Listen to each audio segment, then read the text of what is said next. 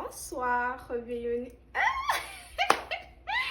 Wesh, comme tu peux pas être belle puis être tombe, for real. Donc, sans plus tarder, rentrons dans la vidéo.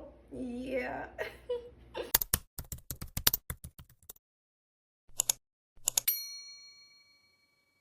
Bonsoir, bienvenue sur ma chaîne YouTube. Je m'appelle Lutfiat et voici ma quatrième vidéo YouTube. Je suis trop contente.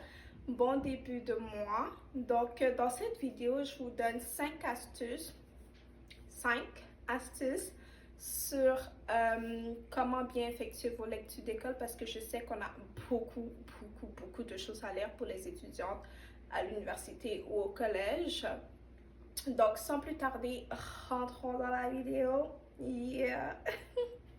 Je vous ai déjà dit que je suis en technique de travail social au collège. So, since we cannot be about it without a brand, comme tu peux pas être belle puis être tombe, for real. Bon, bref. On a des lectures à faire. Faut se donner des stratégies parce que c'est impossible d'être mal organisé puis lire toutes nos lectures. Rendu là, tu fais juste pas lire. Rendu là, t'es dans tes lectures. Rendu là, t'arrives au cours, ça en fait 0 lecture si t'es pas organisé, right?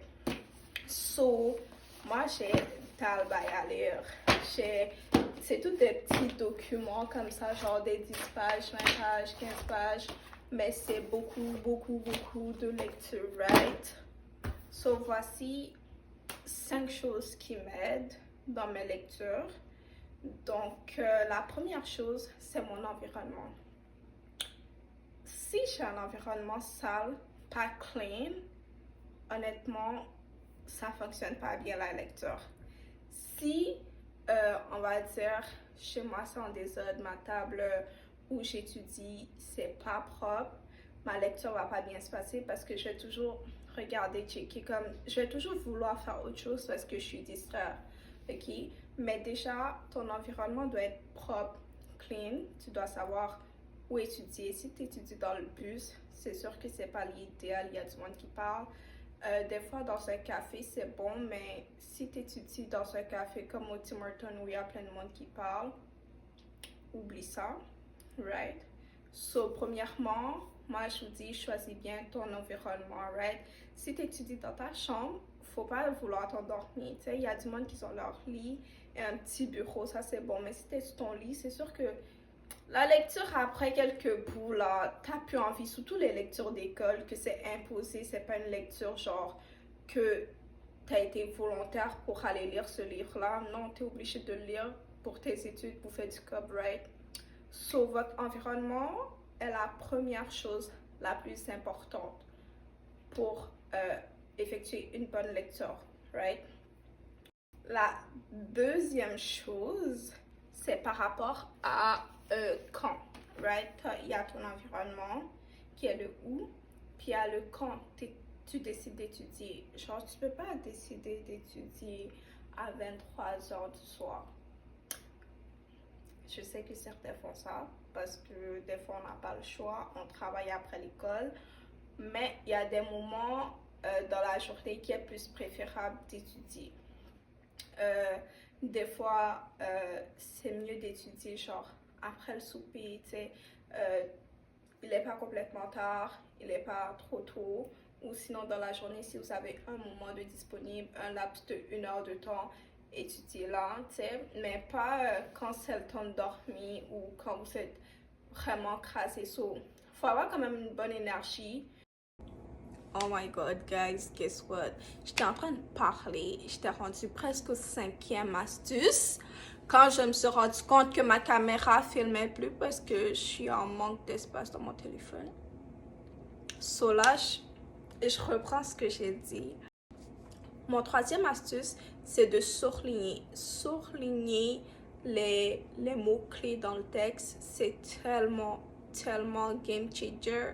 Un game changer.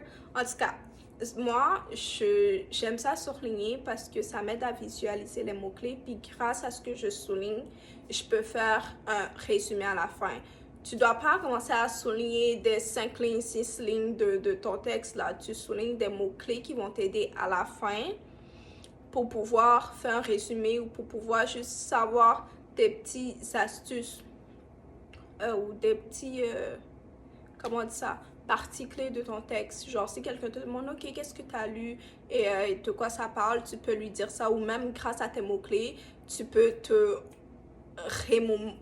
remémorer facilement ton texte, right? Et aussi surligner les mots qu'on ne comprend pas. Mais généralement, quand tu lis ta phrase en grand, souvent tu peux comprendre le contexte du mot. Mais si tu ne comprends pas vraiment, juste te mettre une petite note à la fin de regarder c'est quoi. Moi, honnêtement, je n'ai pas un dictionnaire à côté de moi. Je ne regarde pas à chaque 2 secondes qu'est-ce que le mot veut dire. Moi, c'est vraiment à la fin de toute ma lecture, quand je me dis, OK, il y a tel mot que je n'ai pas compris le contexte et tout, là, je peux aller le voir. Mais généralement, quand je finis mes lectures, je peux voir, je peux comprendre, on va dire, qu'est-ce que le mot veut dire dans son contexte. Ça peut me donner une idée de quoi il parle, tu comprends? So, yeah, comme attardez-vous pas trop sur les mots que vous comprenez pas, guys, parce que ça va prendre du temps. Si à chaque fois tu dois chercher dans le dictionnaire, puis que tu as 30 pages de lecture pour chaque cours et que tu as 6 cours, ça va prendre du temps, honnêtement, ok? So, ben moi, je ferai pas ça. So, je vous conseille pas de faire ça parce que vos lectures vont jamais finir. Ma 4e astuce, la notation. Écrivez ce que vous avez retenu ou les questions que vous avez sur le coup. Donc ça m'aide beaucoup. Moi, des fois, je suis en train de lire, j'ai fini de lire un paragraphe, puis je suis comme, qu'est-ce qu'elle veut dire par là? Puis je l'écris. À la fin de tout mon texte, si j'ai still pas répondu à ma question, je laisse là. Mais si j'ai répondu, j'efface. Je pense à ma 3e vidéo. Dans ma 3e vidéo, vous avez vu comment j'étudie un peu. Je surligne, j'écris. C'est ça qui m'aide beaucoup. En écrivant, il y a des affaires que je retiens, puis je perds pas des questions, je perds pas des interrogations. Et même si que je trouve des choses intéressantes, que je peux faire des liens, des fois je mets des mots-clés ou j'écris ce que j'ai compris en fait. Ma 5e astuce, ça c'est mon astuce préférée. Ma 5e astuce, guys, c'est vraiment recommuniquer à une autre personne ou expliquer à une autre personne. Comme faites des liens avec la théorie et votre vie. Faites des liens genre, ok, ça me dit ça ou ça me fait penser à ça. Donc moi, je fais beaucoup de liens avec ma vie, mon entourage. C'est sûr que le domaine que j'étudie, c'est par rapport aux relations humaines, aider les personnes, etc. So, c'est plus facile pour moi de faire des liens entre mes matières et la réalité. Mais sinon, si vous ne pouvez pas faire des liens, essayez d'expliquer à une autre personne. Ça peut beaucoup vous aider. Si vous expliquez à une autre personne, puis la personne vous pose des questions, c'est comme, et que vous n'êtes pas capable de répondre, ça, c'est comme vous allez faire comme, oh shit, ok, faut que je comprends ça ou faut que je comprends ça. Mais si vous êtes capable de répondre, c'est aussi une bonne chose, ça montre que vous comprenez.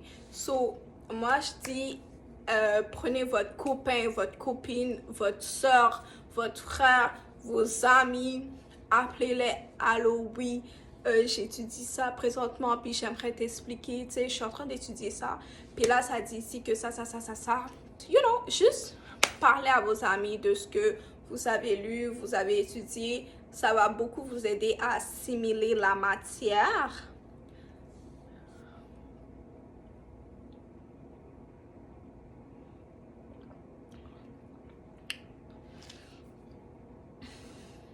Je pense que je parle trop vite, mais je veux pas faire cette vidéo trop longue parce que je vois pas le point. Genre, je veux juste le faire bref, court pour vous, comme ça vous avez vos 5 astuces, puis that's it, you know. Comme essayer de juste assimiler la matière en expliquant à une autre personne.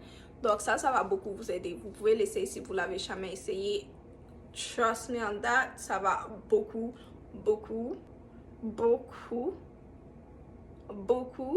vous aider. Donc voilà.